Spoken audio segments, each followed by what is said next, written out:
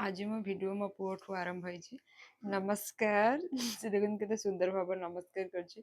अच्छा आज आम बनैबा बैगण गोटे चोखा बैगण टमाटो कंचालंका रसुण आउ आमर देसी पियाज धनिया पत्र। प्रथमे बैगण को मु चारि साइड माने फाळ करी काटि नेथली टिके सोरिष तेल ता भितरे कंचा लंका आउ रसुण को पसै नेथली।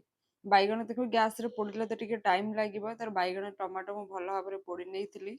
तापर बैगण को गोटे पानी रे फास्ट धोई नेबे जो पोड़ा अंश आमर सेटा पळेबो। तापर छेचा गुटारे आमर रसुण पियाज कंचा लंका देसी पियाज धनिया को भल भाव रे छेची नेबे।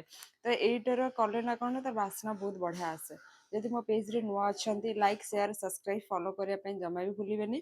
तापर बैगण टमाटो को भल भाव रे मो धोई नै सरला परे देखो पूरा बहुत गरम अछि। आपण चामच साहाय्य रे मो भलसे टिके चोखा टाइप माने ये करि नथली गोटे हाथ पोड़ी जाउची। तापर जोटा भी छेचा मु बनेइथली सेगुड़ा को मो बैगन टमाटर ऐड करदेली। तापर स्वाद अनुसार लुण टिके सोरिष तेल तापर चुन चुन करके पियाज धनिया पत्तर टे काटिके पकई नेबे। देखो बहुत कम समय भितर बनिगला बैगण टमाटो चोखा बहुत बढ़िया टेस्ट होता। आमर तो ओडिया रे एटा ही सखाळर पखाळ सहित आरंभ रहिले। नमस्कार।